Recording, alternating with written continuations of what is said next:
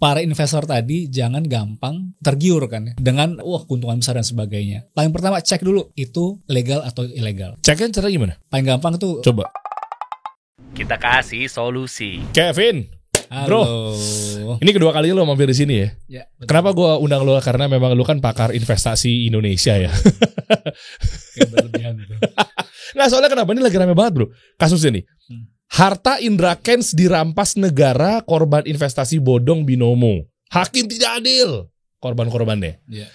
Ya, jadi di sini kita baca berita dan selebihnya ini gue mau disclaimer dulu ya, nggak mau bahas tentang brand apa segala macam. Silakan mau ada platform trading online apa segala macam. Tapi memang di sini gue mau titik beratkan kepada mengenai seluk-beluk investment bro. Seluk-beluk investasi bagaimana sih dari sudut pandang konsumen, sudut pandang dari si penyelenggara atau produsen, afiliatornya.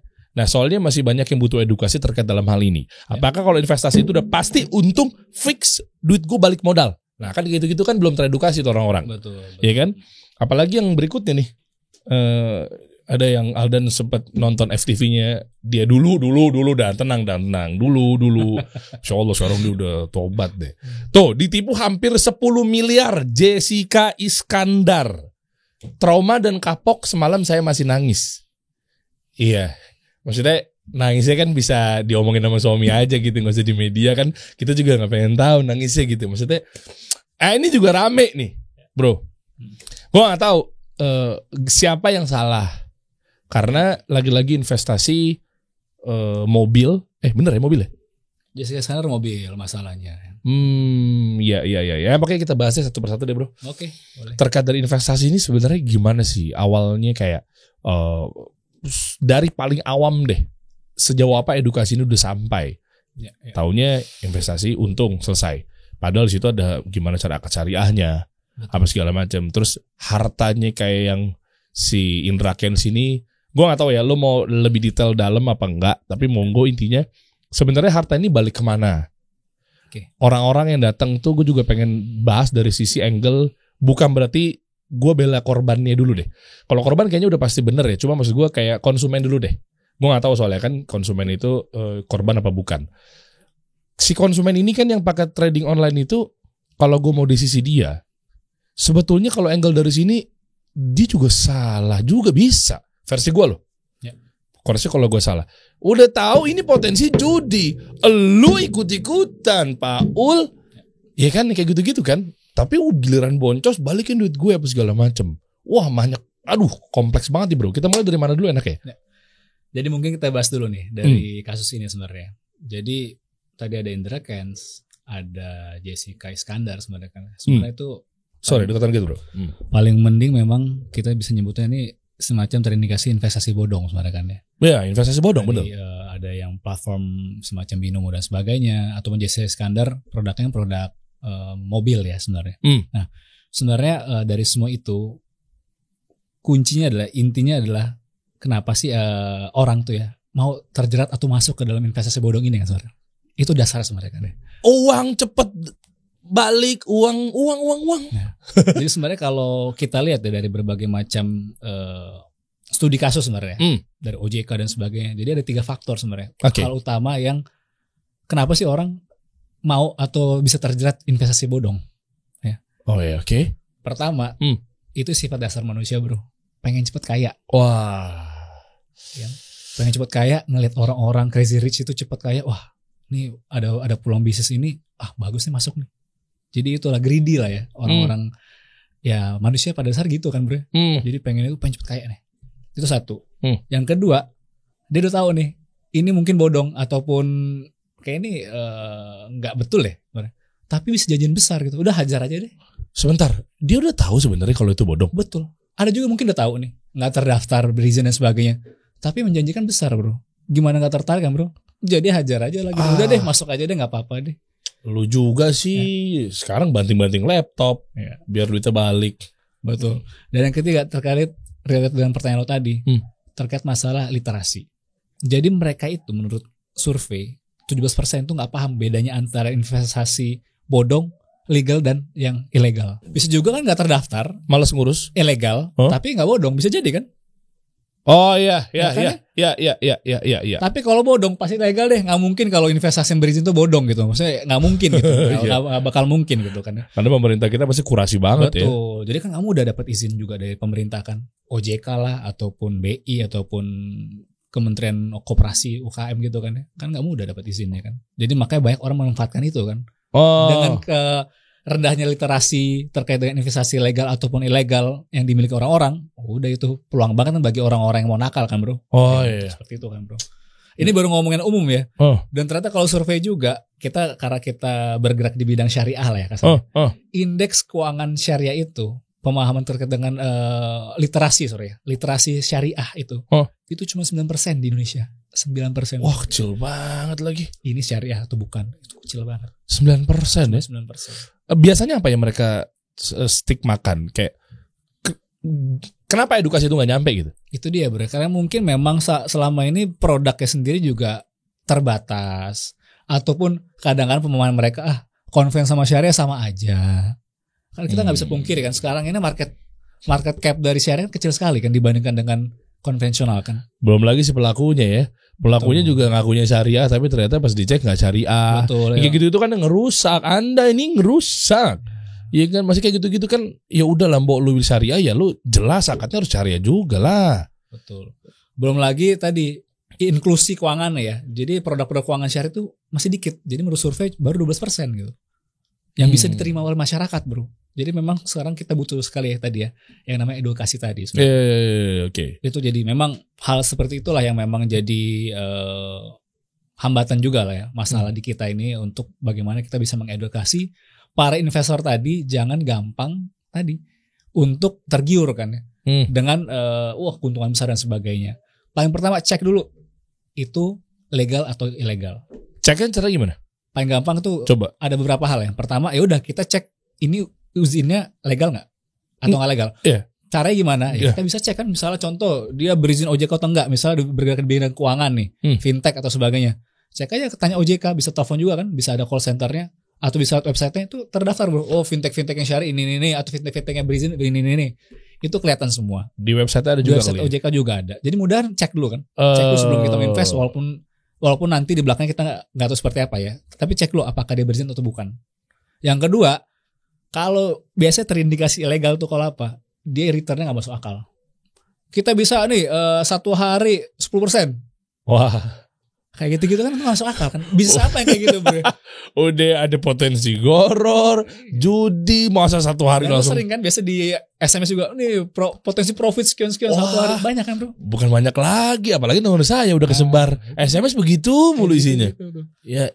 Jadi kayak gitu loh. Jadi yang ketiga juga biasanya kalau yang ilegal itu ya itu ngasih bonus kalau kita bisa dapetin klien lagi kayak MLM kan sistemnya. Oh, baru mau ngomong gue. Kayak gitu. Jadi itu kayak ada terindikasi tuh. Rekrutmen fee gitu ya. Betul. Jual peluang tuh itu kerjaan MLM yang gak syar'i begitu tuh. Betul. Dan juga biasanya dia mengundang tokoh-tokoh atau influencer. Either tokoh agama, public figure dan sebagainya kan. Itu yang dijual tuh nanti. Nah, kan gini kan kasus kayak gitu kan. Rata-rata kayak yang si Indra kan dia kan menjual Indra tadi kan si platform ini kan. Flexing. Akhirnya orang pada ini kayak gitu lah bro. Indra Ken saja begini. Ya, apalagi waktu kemarin kan dia juga mengakui bahwa dia awalnya ketemu di iklan ads YouTube kalau nggak salah. Ya, koreksi kalau salah ya. Indra, lu ada di sini apa masih pakai baju oranye sih? Gue nggak tahu. Nggak kan takutnya dia nggak nonton. Kalau di dalam penjara kan nggak bisa nonton takutnya. Makanya gue make sure tadi. Artinya itu juga penting tuh. Soalnya dia juga bilang katanya ikut-ikutan awalnya si trading itu, tahunya ujung-ujungnya mungkin di prospek sama si punya si perusahaannya. Udah lo kita jadiin key ambassador key opinion leader atau mungkin brand ambassador atau mungkin afiliator kali ya. Betul. Udah push flexing orang tergiur, lupa tuh. Dan terakhir dijamin aman investasinya. Nah itu udah pasti. Biasanya itu terindikasi investasi ilegal atau bodong. Oh, dijamin aman itu nggak boleh digaungkan. Dijamin kembali uangnya. Pokoknya semua aman, nggak ada risiko. Oh iya. Nah itu kita harus hati-hati tuh bro. Iya juga sih. Jadi 5 poin itu sih yang paling umum ya. Biasanya ini kita harus hati-hati nih. Biasanya kalau 5 poin itu masuk, nah itu bisa jadi itu legal tuh.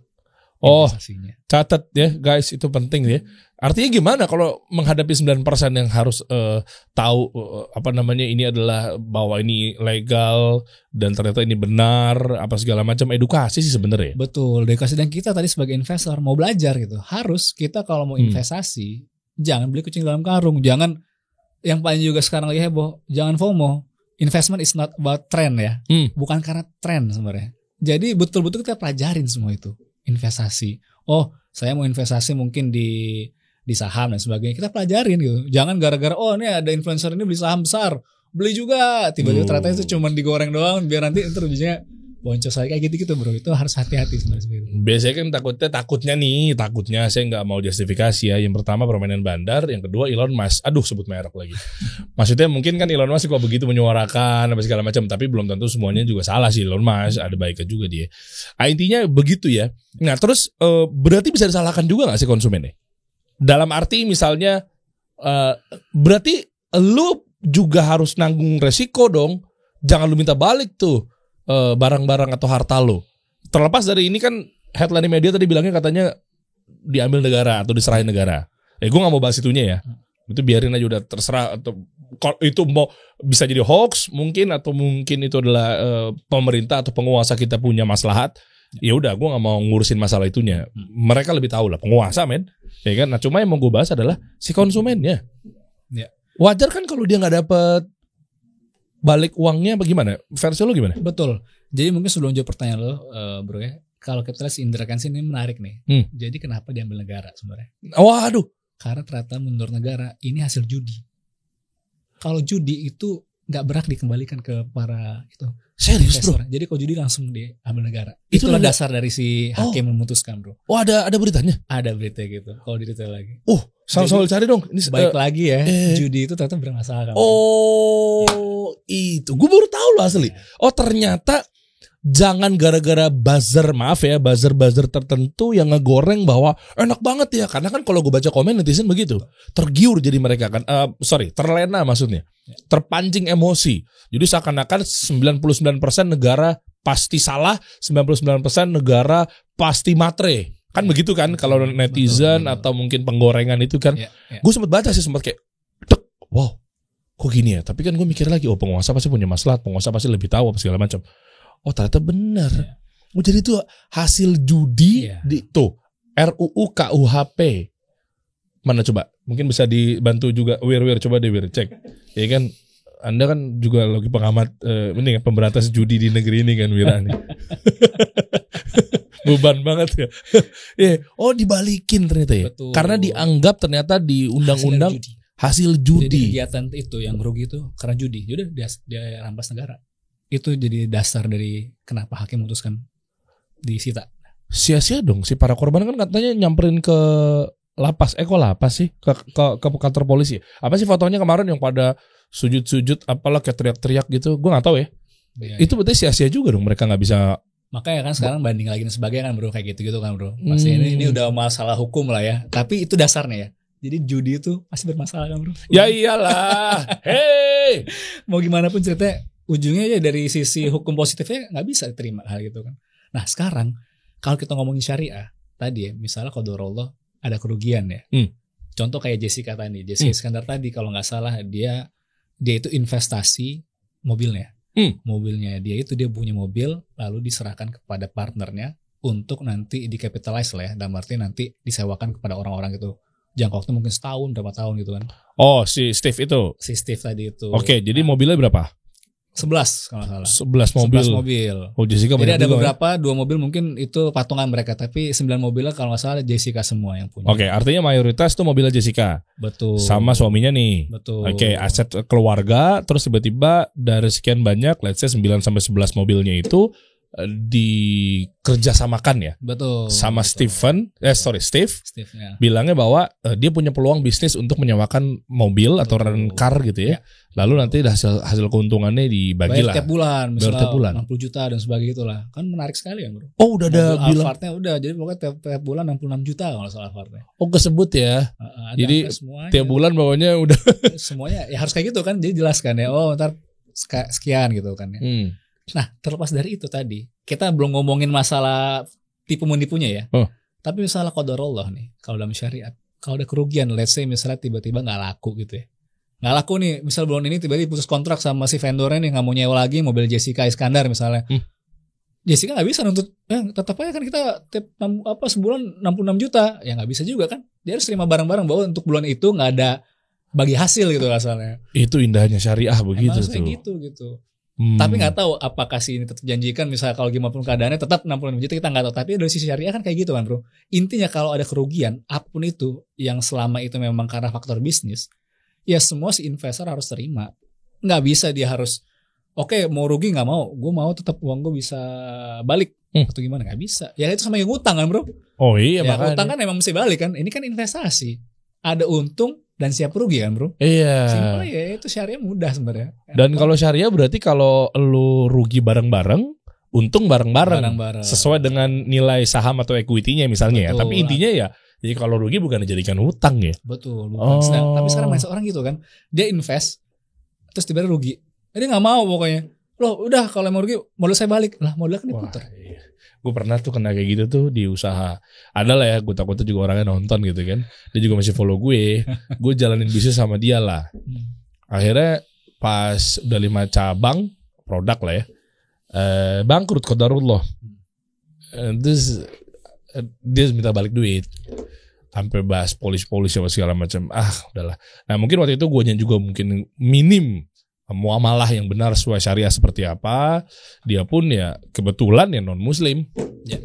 Meskipun gak apa-apa dong gue muamalah non muslim, gak masalah Islam itu. Tapi yang mungkin dua-duanya sama-sama buta akan akad syariah. Udah nemplung bareng-bareng deh tuh ya, kayak gitu-gitu tuh berarti. Itu tadi faktor bisnis ya Tapi kalau dewan prestasi dalam arti pengelola usahanya, itu dewan prestasi ya wajib balik. Dewan prestasi wajib balik. Wajib balik. Let's say misalnya tadi kita invest kepada usaha tadi mobil gitu ya. Oke, kita beli mobil, kita investasi situ. Pengelolanya ternyata bawa kabur mobil atau mobilnya dipakai untuk pribadi dan sebagainya. Itu kan udah melanggar kan dari kerjasama awal kita kan. Terus tiba-tiba let's say dia nyetir bawa mobil sendiri, mobilnya tabrakan gitu bro. Bukan dipakai bukan karena usaha ya, tapi karena urusan pribadi. Dia wajib ganti tuh. Iya beda sih. Kayak gitu. Jadi kalau investasi intinya dalam syariat wajib mengganti sebesar kerugiannya. Contoh ya, kita berarti anggap dengan analogi lain nih. Bisnisnya misalnya apalah franchise atau mungkin makanan-makanan gitu yang banyak cabang apa segala macam. Ya. Itu kalau satu cabang, satu outlet tahunnya nggak dibikinin bisnis tapi gue pakai buat tempat tinggal, itu gue wajib ganti ya. Wajib ganti. Itu masuk ke one prestasi ya. One prestasi. Itu ya. Udah clear ya teman-teman ya. Jadi meskipun itu adalah akad syariah, tapi bukan di muamalahnya yang dibahas, tapi malah kesepakatan lu tidak sesuai dengan akad gitu. Soalnya takutnya gini bro, wah enak syariah ya. Berarti kalau itu gue bisnis gue kalau masalahnya nggak apa-apa nih. Toh kan nggak bakal ganti rugi nih. Enggak. Di sini Islam menjaga juga kan. Iya. Betul, nggak ganti kalau karena faktor bisnisnya kan, qadarullah, covid dan sebagainya, usahanya jatuh, ya udah kita harus terima bareng-bareng kan, baik investor maupun pengelolanya kan. Oke. Tapi kalau tadi karena memang keteledoran dari pengelolanya menyebabkan masalah, one prestasi dan sebagainya, ya harus wajib ganti si pengelola tersebut. Dan ini beda ya. Kalau kasusnya kayak rumah, misalnya nggak mau rumah mobil, nggak sanggup bayar, jual. Balikin sisa hutang, itu syariah ya. Kalau mobil rumah itu kan bukan kerjasama akadnya ya bro, jual beli kan? Iya. Jadi jual beli itu ada temponya kan. Tempo jadi muncul hutang kan bro. Oke, gua itu nyicil mobil misalnya 5 tahun. Gue bayar tiap bulan ya. Kan jatuh udah utang kan bro. Mobil milik kita tinggal bayar tadi kepada yang tadi kan, yang memberi hutang tadi kan, yang membeli mobilnya, yang menjual mobil tadi kan, tapi secara cicil kan. Nah itu kalau masalah beda lagi ceritanya tuh. Kalau di masalah misalnya dia nggak sanggup bayar, ya nanti kita kasih waktu tambahan dan sebagainya. Tapi jatuh udah utang piutang bro. Iya benar. Jadi beda, bukan nggak ada hubungan sama masalah bisnis ya itu ya. Iya benar-benar. Makanya memang pentingnya kita harus pelajarin akad-akad muamalah ya. Betul. Itulah. Apalagi sekarang kita lagi bahas adalah mengenai investasi, mobil tadi apa segala macam. Coba kita lihat di layar ya. Tadi kayaknya udah ketemu ya beritanya ya. Tadi kan Kevin sempat singgung mengenai menurut berita yang beredar dan data atau media apa segala macam, bahwa si Indra Kents ya. Jadi asetnya ini kan ternyata dikembalikan ke negara. Media tadi kayaknya kasar banget ngomong dirampas negara, kayak seakan-akan gimana gitu. ya kan? Nah, lalu benar itu adalah pemerintah menilai ini adalah proses atau apa ya dibilangnya hasil dari judi. Oke, dan ternyata coba lihat. Hakim awalnya menyatakan tidak sepakat dengan tuntutan jaksa yang meminta barang bukti kasus Indra Kents dikembalikan kepada saksi korban melalui paguyuban TIB, Trader Indonesia Bersatu. Wih keren, ada paguyubannya, mantap. Gitu. Hakim menyatakan para trader merupakan pemain judi yang berkedok trading binomo. Oke, mana yang ininya? Oke. Dengan demikian para trader binomo korban merupakan pemain judi. Oke, hasil menyatakan merupakan hasil judi berkedok trading. Oke, menimbang hal itu, oh iya benar. Menimbang hal itu, majelis hakim tidak sependapat dengan pertimbangan bla bla. Oh iya, dinilainya judi. Boleh lagi coba, ada nggak barang bukti tadi dikembalikan kepada saksi? Mana nih? Hakim kemudian, nah ini bahwa menurut pasal 303, ini pasal 303 ya, bukan konsorsium 303 ya. Bawahnya dikit ya gitu ya. Mana? Itu. Boleh lagi? Nah ini. Ini. Nih ya kata hakim nih ya. Bahwa sebagai upaya serta memberikan edukasi benar kepada masyarakat atas permainan judi dan ketidakcermatan akan ingin cepat mendapat uang dengan cara mudah tanpa bekerja keras, maka barang bukti sebagai hasil kejahatan dan oleh karena itu harus dirampas untuk negara. Udah capek tenaga lu teriak-teriak, kembalikan, ya kan? Disamperin kan tuh kan waktu itu di depan, gue nggak ngerti lah, mungkin di lapas, mungkin di kantor polisi apa segala macam, atau mungkin di pengadilan, balik apa segala macam gitu. Ternyata ya Anda juga pemain, bukan saya yang ngomong ya, no beritanya. Anda pemain, bahayanya begitu nih. Kadang juga akhirnya netizen dan warga atau masyarakat juga sempat kayak jadi sentimen sama negara. Kok jadi gini ya? Gitu kan. Kok jadi begitu ya? Ini korban loh. Makanya dari awal gue gak mau bilang itu korban, karena bisa jadi kan kalau korban kayaknya potensi benar gitu ya. Nah, iya pemain gitu. Mungkin gue gak tahu si konsumennya ini yang trading online tadi kena penjara juga gak? Kan negara kita kan udah mengatur tentang undang-undang judi. Nah itu walau-alam ya bro. Kurang tahu gue apakah si yang pelakunya tadi atau korban tadi itu dikenakan atau tidak, tapi kayak mereka masih fokus ke sini sih ya, terkait dengan harta tadi itu kan. Yang tadi yang milik korban harusnya ternyata nggak bisa tadi sih ya. Iya, lagi fokus di situ soalnya kan laptopnya juga hancur kan yang di video itu kan. Oke. Coba kalau yang Jessica Iskandar juga menarik ya. Si BPKB mobil dan STNK-nya itu ceritanya dipegang sama Steve apa enggak sih? Iya, jadi itu yang lucunya. Jadi kita makanya kalau sebagai investor itu juga harus hati-hati ya, harus betul-betul dibaca sebenarnya terkait dengan term sheet-nya ya. Kerjasama itu seperti apa kan? Iya. Ya kan sebagai, walaupun kita ngerasa kita dekat dan itu kan kalau dengar beritanya kan bahwa Jessica Iskandar karena kenal dengan si Steve tadi, dia kasih lah BPKB maupun STNK-nya kan. Kepada si Steve tadi kan. Semua mobilnya. Nah, kan hal kayak gitu kan sebenarnya udah mencurigakan kan ya. Kan kalau sewa mobil atau rent-car perusahaan kayak begitu kan si penyewa kan nggak perlu megang BPKB. Betul, alasannya kan katanya karena nanti mau disewakan kepada aparatur negara yang bakal dibalikkan platnya sementara dulu. Jadi dibutuhkan BPKB dan STNK. Nah itu terlepas betul atau enggaknya ya bro. Tapi intinya kita sebagai investor ya harus betul-betul paham juga ya apa yang kita investasikan kan. Jangan karena temen, karena udah kenal lama misalnya kan, udah kita percaya semua. Enggak, yang namanya bisnis kan beda kan, bisnis dengan maupun dengan kita dengan keluarga sendiri pun kadang kalau udah bisnis beda cerita kan. Iya. Tetap harus ada hitam di atas putih untuk pengamanannya juga semua itu. Dan balik lagi terus paham apa yang kita bisniskan kan gitu. Iya benar. Nanti ujungnya tiba-tiba karena nggak paham rugi, kita nggak terima, harus balikin kan. Ya itu. Kayak nggak masuk akal sebenarnya gitu kayak gitu. Dua-duanya sih kalau dari versi gue ya, dua-duanya si konsumen sama produsen, gue namainnya biar gampang gitu kali ya. Konsumennya juga belajar bahwa bisnis ini, let's say investasi ini kan ada prospektus ya. Lo pelajarin detail, gimana sih begini, gimana sih kalau ini begini gitu ya. Nggak harus mau nyemplung dulu, maksudnya pelajarin aja, itu banyak kok. Ya kan di usap-usap kita apa segala macam kalau ngomongin akad syariahnya ya.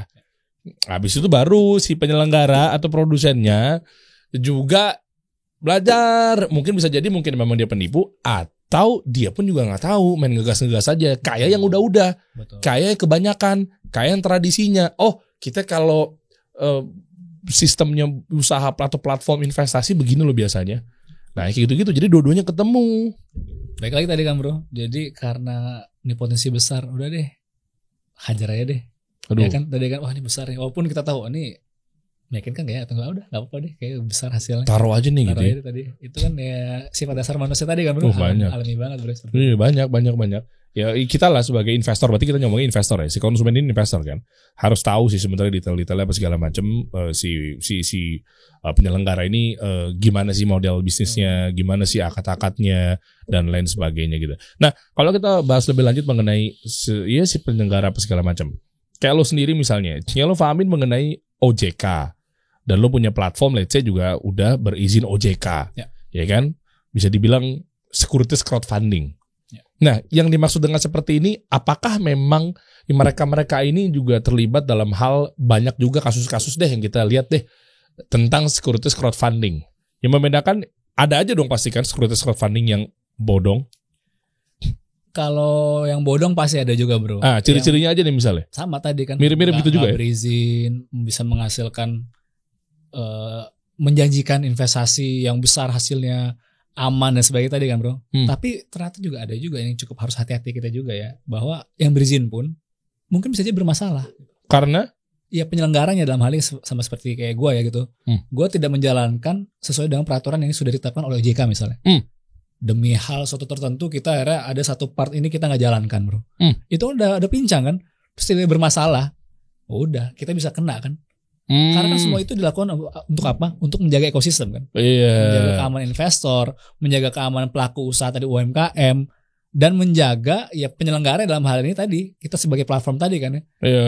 Kan tapi kunci di kita kan. Tapi kalau kita tiba-tiba dalam suatu kegiatan melanggar yang diwajibkan, itu udah juga salah kan bro? Salah iya, benar. Itu mungkin aman ya kalau nggak ada masalah. Tapi kan namanya bisnis bro ya, naik turun kan. Tiba-tiba ada aja kedorong, ntar tiba-tiba ada ternyata pendanaannya misalnya nggak lancar nih, investornya ngamuk-ngamuk nih, kayak gitu. Terusnya gimana gitu kan? Ternyata pada saat jalan, ternyata penyelenggara dalam hal ini misalnya platform nggak comply gitu terhadap kegiatan yang diwajibkan OJK, itu udah selesai kan? Selesai. Ujungnya apa? Udah disuspend kita, ditarik izin kita dan sebagainya kan? Bisa juga kan? Kan banyak sekarang banyak sekali kan pinjol-pinjol ataupun fintech yang seperti kegiatan kita ini kan juga banyak yang diambil kan, izinnya dikembalikan kan, karena banyak bermasalah kan. Iya gue nangkep nih, berarti memang muaranya sebetulnya di OJK, ya kan? Artinya kalau memang ternyata lo lihat mau itu sifatnya securities crowdfunding atau mungkin perusahaan yang tadi trading atau misalnya perusahaan-perusahaan apapun itu yang bentuknya investasi lah. Artinya lo lihat ini izinnya gimana? Betul, itu dulu tuh. Ya kan, ya? Iya, soalnya kalau itu dia berizin, minimal start di awalnya itu adalah ini nggak macam-macam nih. Betul. Minimal kita naruh duit di tempat yang insya Allah benar. Betul. Itu dulu tuh. Betul. Ya kan? Jadi kedepannya lancar. Apalagi kalau kita ngomong ini adalah lo naruh duit plus diaturnya, diselenggarakannya sama memang penyelenggara yang memang betul-betul berjalan di atas syariah. Betul. Karena kan apa? Lo tau lah. Kita memulai sesuatu apalagi berbisnis investasi kalau memang ternyata Allah ridho, karena memang kita berjalan karena Allah, kita akad karena Allah, investasi karena Allah, itu kan dilancarin insya Allah ya. Nah yang kayak gitu-gitu tuh penting nih. Makanya di sini pas gue cek, kalau lo mau lancar ya berkah, aman, itu kuncinya. Tapi bayangkan ketika udah si penyelenggaranya nggak berizin, tidak adanya akad-akad syariah, terus Allah ngelihat, lalu mau maju naruh begini, potensi judi lagi, iya kan? Lo mau jalan, lo ngelangkain gue nih, ibaratnya gitu kan, kasarannya begitu. Allah nggak ridho, berkahan dicabut, udah yang ada, yang ini teriak minta duitnya balik, yang sana mikirnya, tenang aja, duitnya udah gue pakai kok, wah carut marut tuh. Padahal nggak usah kita kepanjangan mikirnya bahwa kayak, kalau duit gua misalnya investnya gagal gimana ya segala macam. Udah insya Allah kalau memang didasari sama-sama memang mengejar keberkahan sih harusnya sih aman gitu ya. Itu tuh Masya Allah tuh. Nah selain memang OJK apalagi ya misalnya lu kan di sini di Syafiq, securities crowdfunding syariah, bahkan yang izin OJK udah dari awal-awal ya. Kita syariah pertama ya. Oh. Dapat izin. Kayak gitu-gitu kan. Nah maksudnya lu lihat deh, gimana cara mengedukasi mereka semua yang mereka pun bahkan nggak cuma sekedar yang investasinya di atas ratusan juta atau miliaran. Dan lu punya satu peluang investasi yang luar biasa, start from 1 juta. Nah yang udah bisa invest gitu 1 juta kan, tapi yang teriak-teriak juga banyak pasti kan. Oh iya betul. Kalau lagi ada masalah ya. Iya kan. Nah gimana cara edukasinya tuh? Jadi pertama paling penting tadi kan betul ya, harus coba cek and berizin ya bro ya. Izin OJK udah clear. Nah kita sebagai investor pastikan lagi nih, pada saat kita mau melakukan investasi betul-betul pelajari skema bisnisnya. Ini apa sih? SCF itu apa misalnya? Kita harus tahu tuh. Minimal itu dulu deh, circle funding itu apa sebenarnya. Oh pola seperti ini. Oke, kita udah siap nih mau invest ke sana.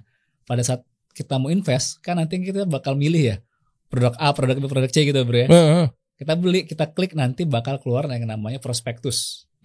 Prospektus itu apa? Tadi seluruh hal terkait dengan apa yang bakal kita investasikan.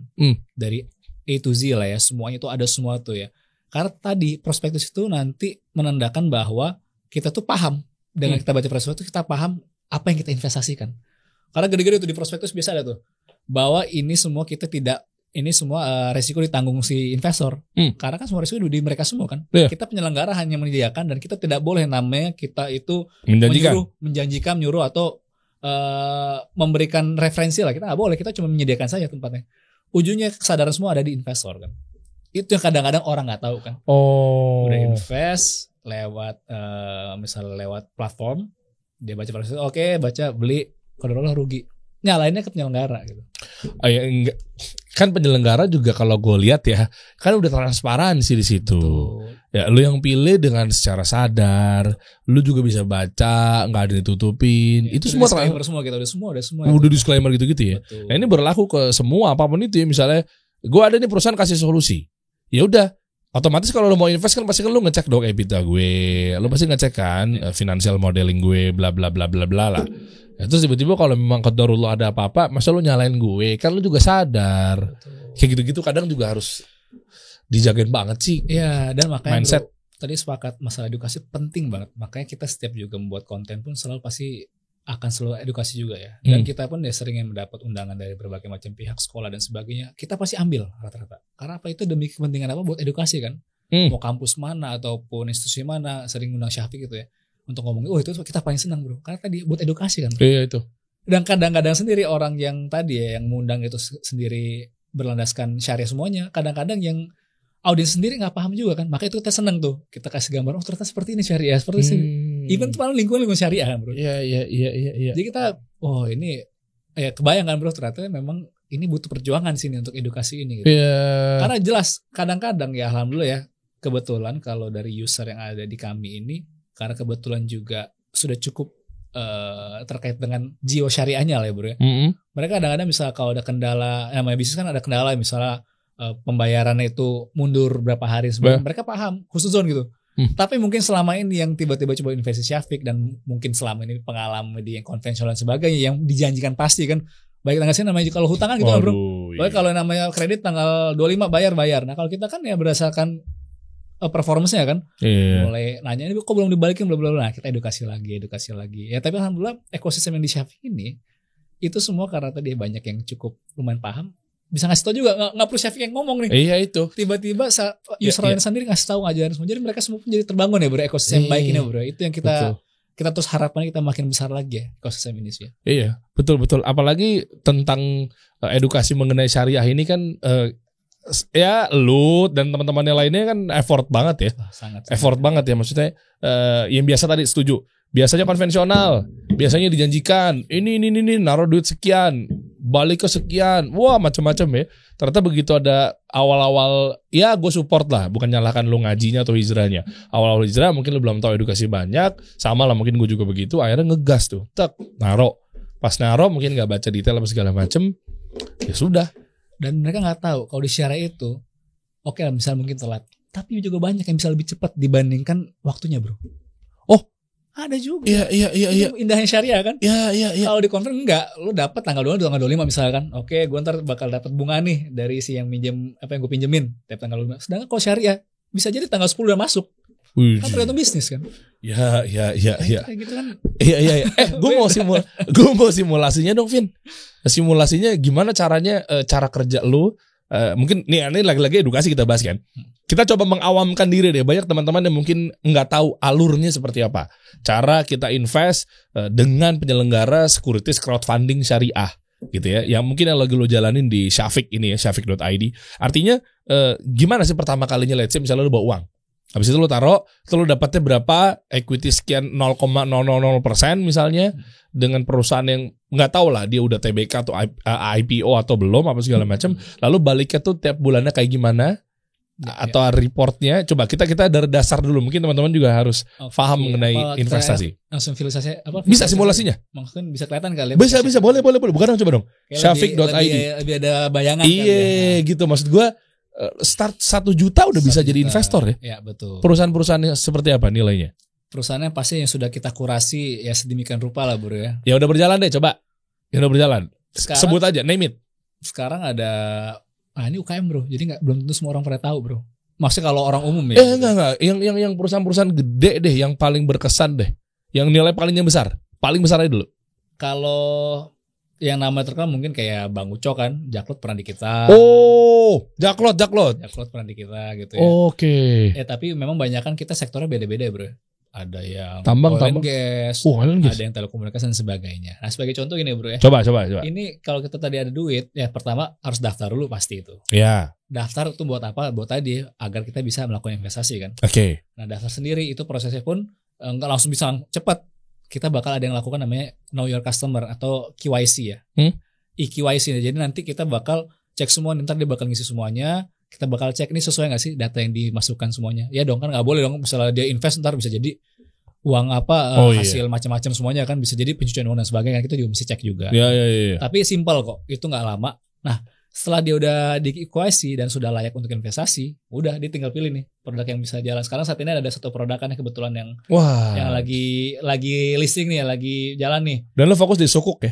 Sukuk kita kebetulan. Jadi memang ada jatuh temponya. Nah, let's say kita klik ya. Coba. Klik. Nah, ini kita coba ke bawah. Coba. Ini udah kondisi daftar belum? Mau masuk coba pakai akun. Iya, pakai akun lo aja, Wir. Iya, Wir, coba Wir. Pakai punya lo aja, Wir, enggak apa-apa. Cuma lo sebut sama passwordnya, coba lo WhatsApp gue deh.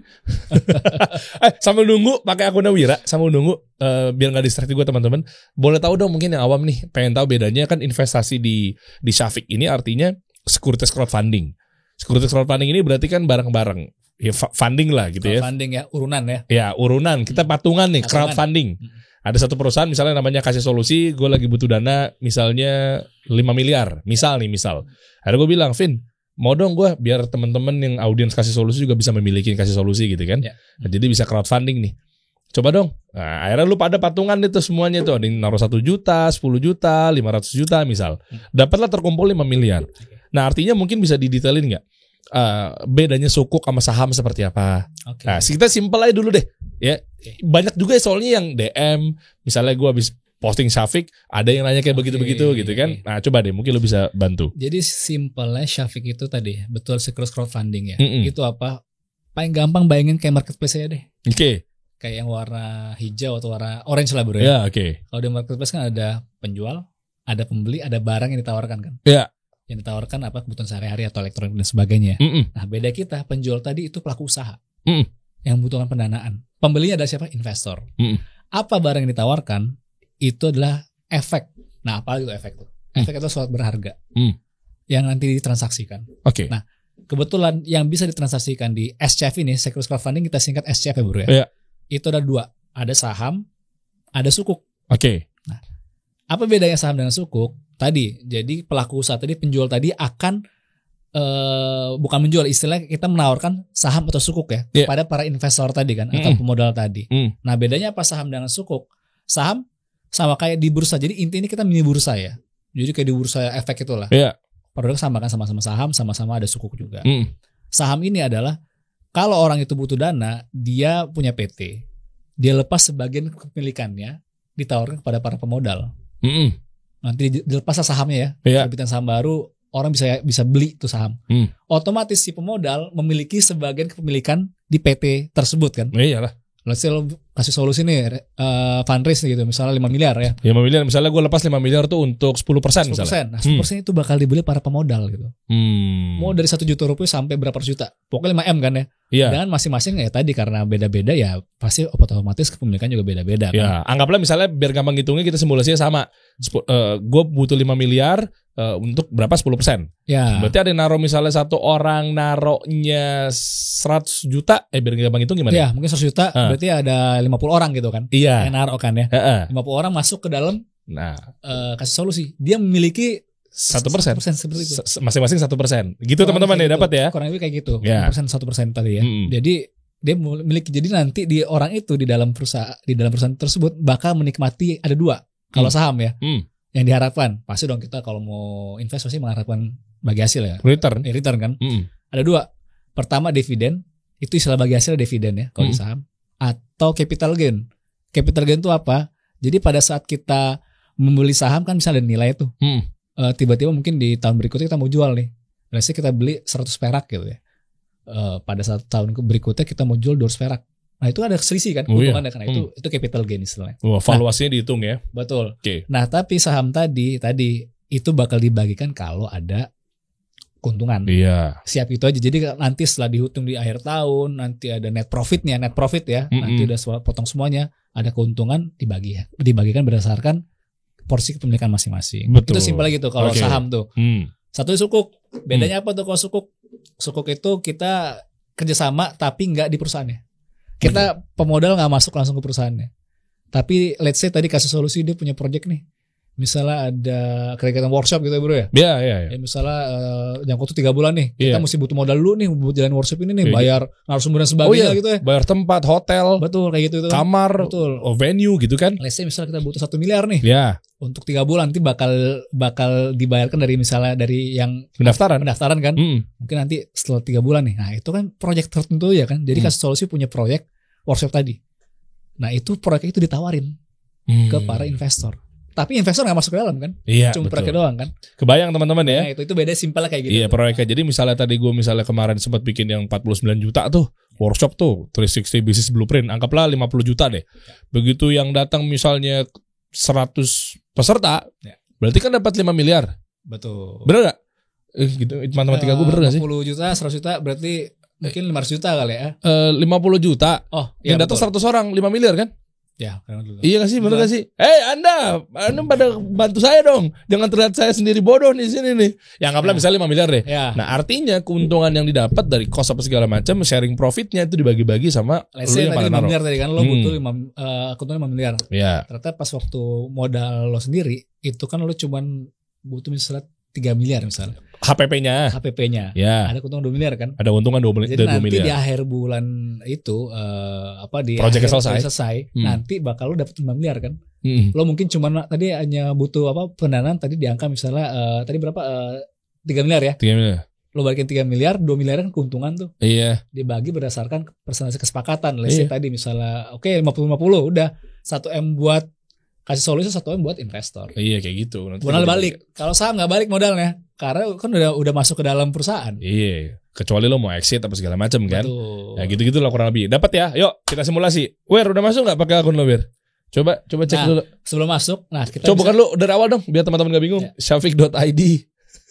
Iya dong. Biar ketahuan. Nah, lo kan nggak perlu login lagi kan? Nggak perlu. Nggak perlu lah. Udah terverifikasi. Oke, SHAFIQ. Oke. Ya. Lalu di bawah tuh ada mulai muncul daftar investasi. Jadi mudoroba semua ya. Mudoroba. Akadnya ya. Kita baru bisa akad 2 bro. Syirkah ya. Mudoroba atau musyarakah ya. Iya oke. Siap. Itu pun dari OJK. OJK nyuruh hanya boleh itu. Saat ini ya. Bagus tuh. Emang pertama lo berizin OJK, Masya Allah. Oke. Let's say sekarang ada satu yang listing. Sama satu lagi besok tuh 17 jam lagi baru buka. Oh ada Brodo bro? Betul. Ini bukan Brodonya, tapi vendor Brodo sama Ria Miranda yang kita danain. Oh kayak gitu kan. Orang pasti lebih tahu yang Brodonya kan. Iya. Brodonya sama Ria Mirandanya. Keren Brodo sama Ria Miranda. Ya.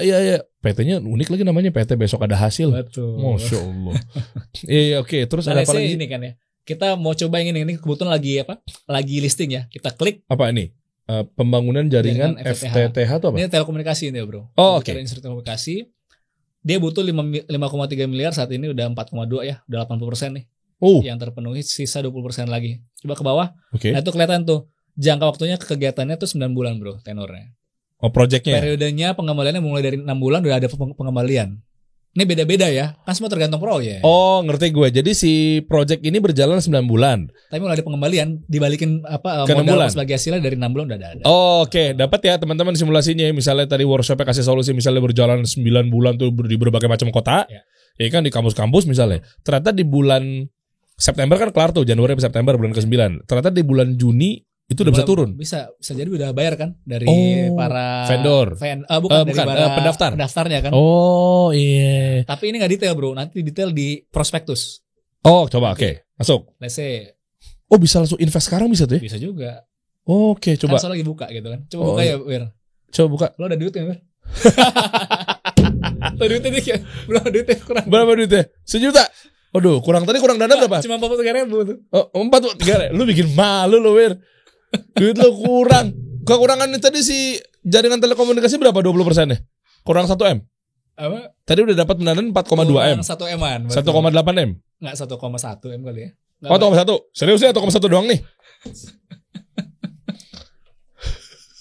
Si Wira buat ke rekening gue aja katanya. Orang gue mau investasi ini, kenapa gue transfer ke lu? Oke lo telekomunikasi lagi kenceng lo sekarang lo. Oke, lanjut. Kita mau beli langsung klik invest sekarang. Unduh dulu. Oke, biar teman-teman ada tahu dulu ya. Biar bisa transparan ininya apa namanya? Soalnya sebelum unduh dulu ya. Coba ke bawah dulu biar gampang nih. Kita ada kalkulatornya bro. Wih. Jadi gampang nih. Let's say gini ya. Nah simulasinya bro. Let's say kita bisa milih. Kita mau simulasi itu berdasarkan unit kan per unit ya. Kan kalau saham per lembar. Kalau suku per unit belinya. Oke. Atau langsung nominal aja kalau nggak mau pusing. Oke, misalnya saya nominal. Oke, gue mau invest misalnya 500 juta gitu Bir. Coba. Meskipun tadi 43.000 saldo lo ya, tapi nggak apa-apa. Ini cuma simulasi aja Bir. Oke. Nah, jadi kelihatan tuh estimasinya itu nanti bakal sekitar 12,5% dari modal bro. Tapi ini estimasi lo ya. Oh ya, ini bukan nggak boleh fix. Yang lo janjiin pasti bukan ya? Boleh, kan estimasi. Oke. Yang fix adalah tadi nisbahnya bagi hasilnya berapa dari keuntungan misalnya 50-50. Oh iya jelas lah. Nanti kan bakal kita bakal bisa ngeliat bahasa mudahnya dari kayak ROI tadi ya. 9 bulan nanti tuh potensi ini estimasi ya, baik lagi ya, itu 60 juta. Berarti berapa yang mesti lo investasi ada 500 juta tambah dikit. Nah, ini biaya apa? Ada biaya untuk ke bank kas dan sebagainya lah, sebagainya. Wajar lah. Ya. Oke. Dan itu bukan ke kita loh bro ya. Syafiq nggak ngambil sama sekali keuntungan dari pemodal. Lah, Syafiq nggak ngambil sama sekali dari keuntungan pemodal. Lah terus lu hidupnya maaf dari mana? Kita dari syirkah usahanya, dari itu dan dari si yang pelaku usahanya tadi yang butuh dana, success fee lah ya. Kasar. Success fee. Ya. Oke lah, success fee mah. Tapi maksud di depan kita nggak minta langsung dari itunya. Berarti ini si kenaikan sekian persen jadi 562 itu. Ke bank. Karena tadi ada proses nanti biaya admin lah ya. Lebih kepada nanti kan lo kalau misal invest, lo ada bukti kepemilikan kan? Oke. Itu disimpan di bank. Gampang gitu bro, bukti kepemilikan lo. Ya. Kayak di bursa persis. Iya, tahu.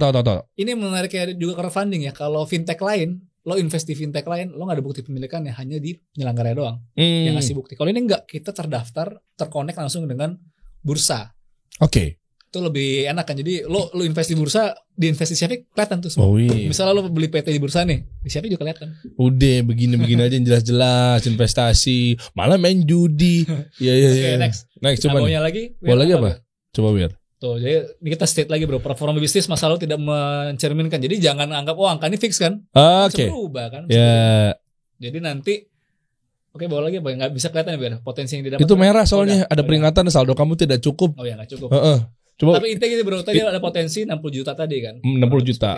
Berarti lu akan balik ke 560 juta sekian. 750 gitu. Kurang lebih ya. Ini potensinya ya.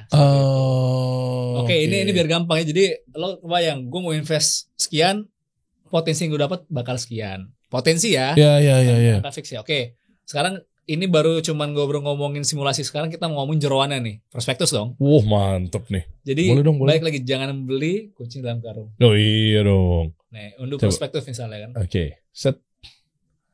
Masuk. Itu jadinya apa? PDF atau? Harusnya PDF ya. Oh lagi loading ya. Iya. Memang kasih solusinya membelakangi agak down nih internetnya, jadi bikin malu. Udah mulu jadi alasan. Kita ingin tambahan kuotanya. Nah ini deh. Nah kita bro 72 halaman bro. 72 halaman. Sangat detail bro ya. Harus hati-hati ya berarti. Biar mereka betul-betul nggak boleh kucing dalam karena betul dipelajarin semuanya. Ini juga menariknya dari crowdfunding ini karena mengandung sistem kayak di bursa aja keterbukaan. Jadi pelaku usaha yang mau dapat dana dari SCF ini dia harus siap accountability. Accountable ya. Ya. Dia harus betul-betul ini. Oke, saya kasih tahu karena ntar orang bakal lihat semua kan siapa pemegang saham semuanya ada semua. Jelas lah harus cek lah. Betul. Gila jadi, nih. Kita pun investor jadi nyaman kan. Kita yakin nih karena orang misalnya gini-gini ya. Jadi nggak cuman inisial nama doang PT ABC. Terus laporan keuangan. That's it. Wah. Itu kan gak terbuka kan? Iya betul. Dan ini gak pandang bulu ya. Artinya mau lo naruh 1 juta kek, mau lo naruh 500 juta kek, semua juga bisa lihat. Ya, semua bisa. Bukan berarti gara-gara kayak lo cuma 1 juta karena nih. Gak boleh juga sama OJK. Jadi kita gak boleh membedakan terkait dengan layanan. Iya. Dan kelihatannya kerennya Syafiq ini tadi menyediakan si fiturnya itu di luar sebelum dia melakukan investasi.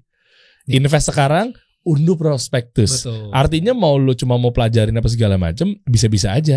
Jadi bukan berarti invest dulu, baru di dalam invest itu baru ada lihat prospektusnya, nggak kayak gitu kan? Betul.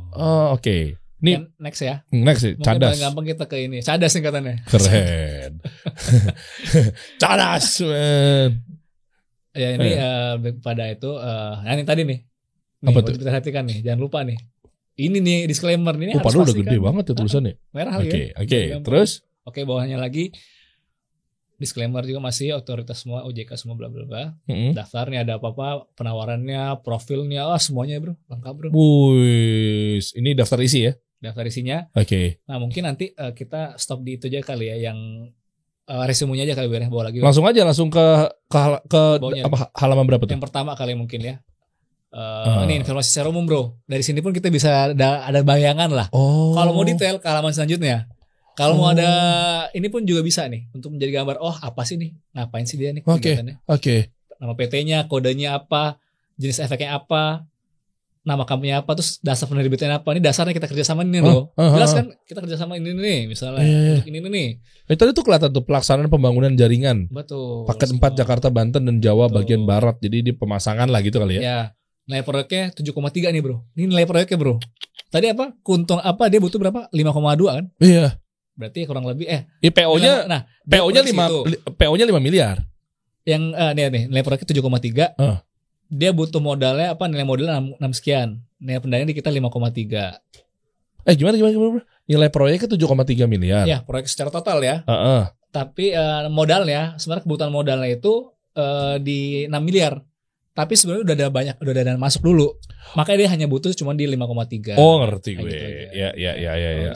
Berarti dia udah punya udah ada pembayaran lah. Tapi kita masuk nggak langsung di awal ya kan. Mungkin ada bayar DP semuanya kan. DP semuanya kan. Udah ada listing investor mungkin investor dia apa segala macam gitu ya. Lebih kepada dia udah ada DP. Kan ini akan mendorong. Iya, Deng. Kan nggak mungkin kan kalau dia udah punya uang lah. Ya, yang jelas dia udah naruh duluan di situ. Jangan dulu kayak seperti itu kurang lebih. Iya, cuma mungkin kurang apa segala macam. Oke, akadnya mudoroba. Nanti total kalau mudoroba jelas kan yang ngasih duit semua dari pemodal kan. Kalau musyarakah kan bareng-bareng nih. Iya, syirkah. Kalau ini enggak. Ini syirkahnya syirkah mudoroba. Tenornya 9 bulan tadi. Nah, ekspektasi perkiraan dapatnya di 16,2. Nah, ini yang angka fix nih. Pemodal misalnya nanti ada bagi hasil, pemodal dapat 52, penerbit dapat 48. Oke, pemodal tuh berarti si investor ya kan? Penerbit pelaku usahanya. Ini angkanya fix ya. Ini jadi pasti dong kalau nanti misalnya let's say dapatnya pas net profitnya dapatnya 1M misalnya. Ya udah dibagi 1M bagi 52% buat si pemodal. Betul. Oke kalau misalnya ternyata 1M misalnya 2M, ya udah tetap ini dikunci angkanya kan? Iyalah kan jadi tetap lu naik. Jadi keuntungan tinggi lu ngikut gitu istilahnya. Lebih kecil lagi udah. Ya lu ikut. Gitu. Dan dia ngasih ya, artinya si pemodal ini dominasi ya. Bukan 51 loh biasanya kalau ini beda-beda bro memang. Kadang tergantung sektornya juga bro ya. Oke. Tapi memang ya ini yang angkanya yang bakal beda-beda sebenarnya sih. Iya tergantung dianya juga ya. Betul. Ada nggak yang pemodalnya lebih kecil dibanding penerbitnya? Ada. Ada juga ya? Ada juga ya? Ada juga malah jauh misalnya 70-30 ada juga. 30 si pemodalnya? Pemodalnya. Oke. Mungkin nanti dilihat dari ya mungkin sektor industri dan sebagainya sih. Industrinya, atau nilai kebutuhannya, perusahaannya dan lain sebagainya. Oke, modal dibayarkan pada bulan ke-6 ke-9 tadi lu bilang. Ya tadi karena kita mudharabah, jadi wajibin balikin modal dulu. Oke. Bukan bagi hasil dulu ya. Iya. Ya, jadi kalau mudharabah modal dibalikin dulu. Makanya modal dibalikin dulu di bulan ke-6 dan di bulan ke-9 modal plus imbal hasil. Pakai simulasi 500 juta tadi. Berarti 500 jutanya itu dibalikin dibayarkan ke bulan ke-6. Ada simulasi mungkin coba biar. Coba. Yang Abis itu tadi angkanya. Iya, abis itu tadi yang tadi betul di apa di prospektus ya, Bir.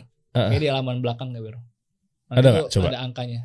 Coba di Kayak di bawah-bawah deh, Bir. Artinya kalau kita pakai simulasi yang 500 juta, Bro.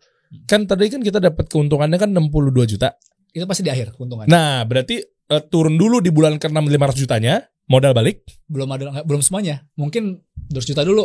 Oh. Kan modalnya nanti dibalikin di bulan ke-6 dan di bulan 9 kan. Balasnya di bulan ke-9 juga. Oh, berarti sama keuntungannya di bulan 9. Betul. Oh, oke. Sebentar, coba. Cocok banget nih buat duit-duit yang nganggur gitu ya.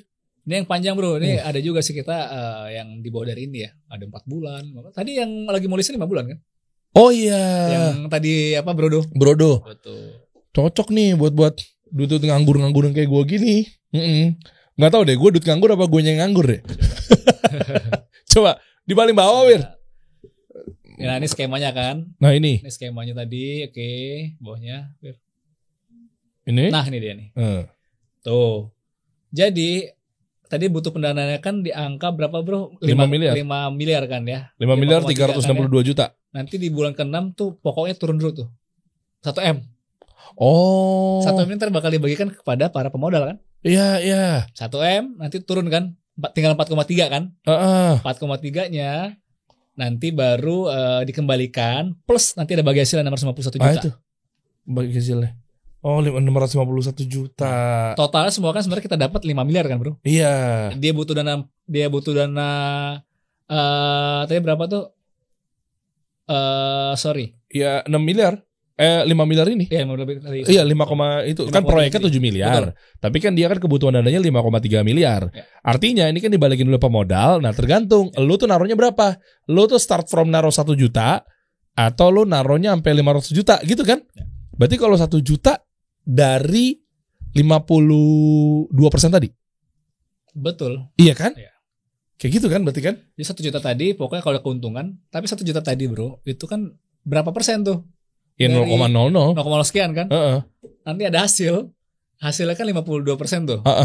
Kan ketemu angka. Nah, itu dikali lagi 0,01 punya lo gitu loh, Bro. Oh, kecil juga ya. Ya emang ya kalau cuma 1 juta pasti ya. Coba aja 1 juta berapa? Coba kalau 1 juta berapa, Will? Nggak pengen tahu. Kan Aldan juga mau coba. Ya, siapa tahu Aldan mau nyoba dan coba-coba dan 1 juta gitu. Potong gaji kantor atau coba pengen tahu 1 juta misalnya. Gitu. Atau langsung kalau ada orang yang mau nutupin langsung bisa. Boleh-boleh aja. Kekurangan 20%, 1,1 miliar. Cepret gitu tutup. Nah tuh, Bro. 121.000. Oh, estimasi keuntungan 121.000. Lumayan buat beli Citato. Tapi sebenarnya kalau ini jauh lah, Bro, dibandingkan produk-produk konven ataupun yang kayak deposito. Itu kan paling setahun paling tinggi biasanya yang BPR gitu ya. Tahu. 7%-an, Bro, setahun. Ini paling berapa tuh? Proses setahun kan di angka 16%, 2 kali lipat kan. Oh. Balik lagi namanya high risk high return ya. Iya. Kita harus paham nih, ini kan sektorial tapi kalian bisa lihat sendiri kan. Ini loh nih kayak gini loh. Iya. Dibandingin tuh sama bank-bank lah. Kalau kita bandingin keuntungannya. Coba kita kasih lihat juga biar mereka ada benchmark juga lah. Oh, oke. Ya, boleh. Fair nih. Gue demen nih Syafiq nih. Kalau deposito dari bank-bank yang itu ya kita lihat aja ya. Ini 1,9 untuk setahun, Bro ya. Per annum ya. Jadi per bulannya bukan 1,9, Bro. Let's say gini misalnya. Gimana? BC tadi dulu 1,9% kan. Iya. Itu bukan lo anggap misalnya lo punya duit 1M. Per bulan dapat 1M kali 1,9, bukan kayak gitu ya. Gue pikir begitu. 1M kali 1,9 itu ntar dapat bunganya kan. Lo bagi 12 dulu. Kali 1 udah itu segitu. Main pro rata gitu. Kecil gitu. Ya. Wah. Gue sih mendingan ya udah nggak keluar dari deposito bunga misalnya. Ya mendingan gue. Yang syariah pun kalau perbankan syariah juga angkanya mirip-mirip ya. Tapi kalau itu bank umum ya. Kadang-kadang yang lebih oke, bukan oke lagi, lebih berani tuh bank BPR tadi, Bank Perkreditan Rakyat. Itu lebih berani dia ngasih deposito lebih tinggi. Tapi setinggi-tingginya ya nggak sebesar ini ya. Lebih berani apa lebih riba? Nggak apa-apa ngomong aja. Tapi intinya Kevin pakai tutupin lebih berani. Bilang aja kali lebih riba. ngeri banget lah enggak lah. Tapi gini bro, kita ini bukan sebenarnya pasti pertanyaan. Udah ada bukti belum Syafiq gitu kan? Iya. Menurut data kita, jadi yang sudah balik modal, kita kan kalau nggak salah sekarang di Sibers kita baru di angka 125 miliaran kali ya. Kita udah kasih pendanaan kepada para pelaku usaha. Oh total berarti 125 kurang lebih miliar dari berapa perusahaan? Dari yang mempercayakan Syafiq produk untuk kita tuh ada 60-an ya, kurang 60 produk ya. Tapi dari mungkin 20-an ya, 20 km ya. Ada juga kan satu UKM bisa nerbitin beberapa kali kan bro ya. Oh iya. Kasih solusi UKM kan? Harus dicek dulu tuh. Aku tuh udah korporasi nggak bro? Nah itu bro. Ada mampunya kasih solusi nggak? Project-project tertentu. Suku kan? Suku saham juga bisa. Kita saham ada satu baru satu saham. Satu saham. Tes, kan kasihan kan gue pengen kebermanfaatan buat umat. 5 miliar pada mau masuk nggak? Kecil-kecil aja dulu, pengen tahu. Komen di bawah ya. Enggak ini gue belum nembak apa-apa loh sama Kevin ya. Gue pengen tahu lu komen di bawah aja. Start from 5M dulu aja. Minimal 3,5D, 5D biar enak. Kalau rame, gue pengen tahu biar lu juga bisa milikin kasih solusi. Iya kan? Dari brand-brand yang tampil di sini apa segala macam kan. PT saja atau mungkin gue nggak tahu. Lu lagi jalan sama siapa lagi tadi selain yang Prodo apa segala macam? Bisa lihat di awal masih ya? Kita masih ada di pipeline masih banyak sih. Kan kita lagi cek dulu kan bro ya. Layaknya kalau udah layak baru kita tampilkan. Perusahaan mesti dari nol atau udah berjalan atau gimana yang bisa untuk dapat pendanaan? Kita kalau perusahaan kita lebih lihat kepada si foundernya ya, yang jalankan usahanya. Dia minimal harus 2 tahun di industri yang sama. Di industri sama. Walaupun PT baru nih bro, tapi dia punya pengalaman di industri yang sama tersebut, kita berani, kita bisa. Di industri yang samanya kau ukur dari dianya pernah profesional karir atau apapun itu kan nanti ada CV-nya kan kelihatan kan. Oh saya pernah di ini gini-gini di PT ini sebagai direktur apa ya selama 2 tahun kita bisa gitu. Kasih solusi PT baru ya? Iya PT baru ya. Ini kan kasih solusi itu kan berjalan 2 tahun. PT baru. PT kasih solusi usaha Indonesia 1,5 tahun lah. Meskipun 1 tahun 5 bulan ya gue lupa. 1,5 tahun lah anggaplah. Berarti kan belum 2 tahun. Foundernya itu udah jalan 20 tahun. Di dunia yang sama media.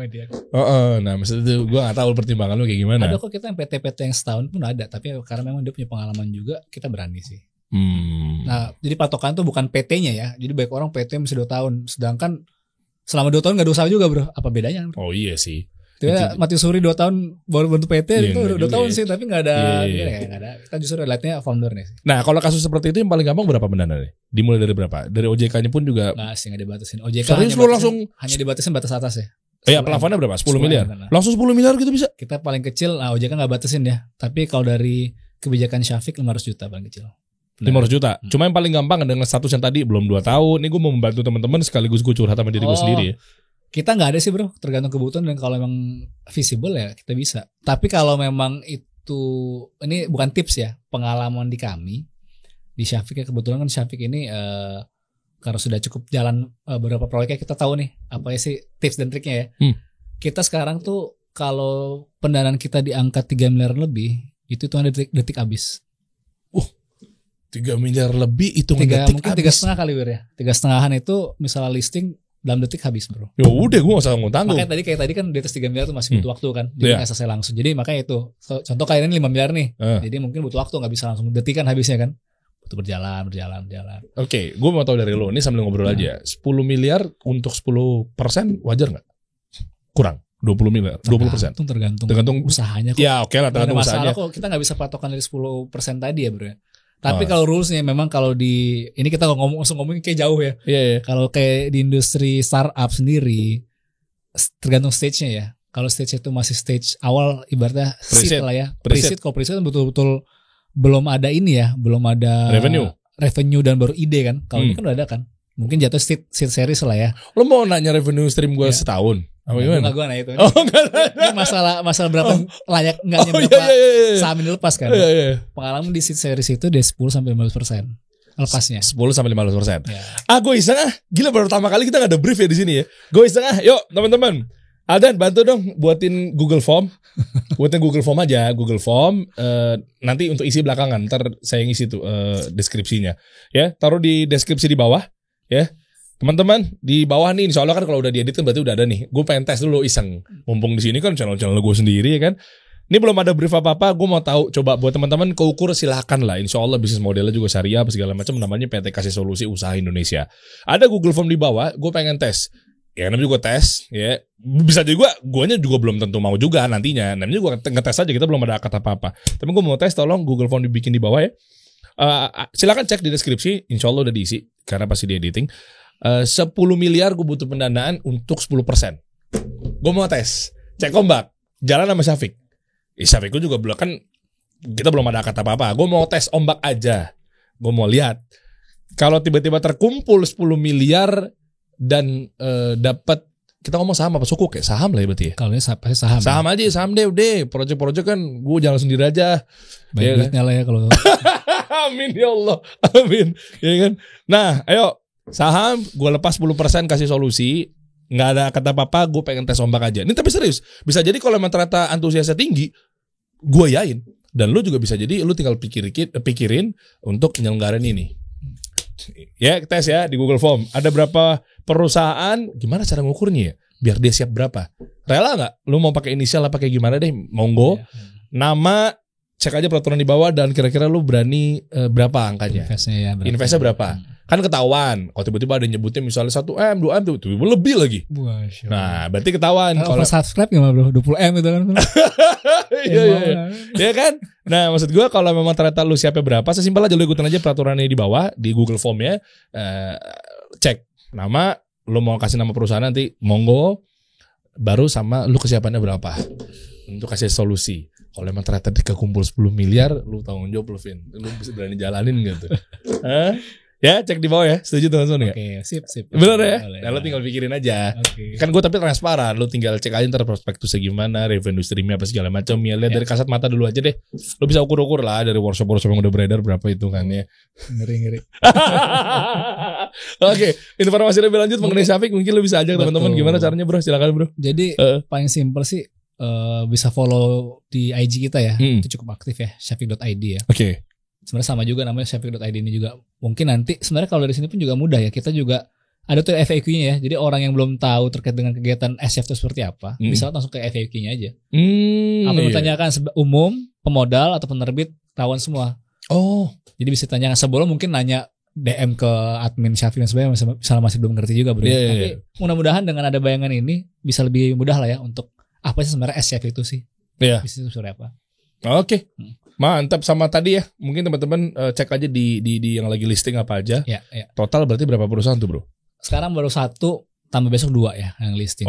Karena memang kita tetap hati-hati ya. Jadi nggak mau kita listing banyak-banyak.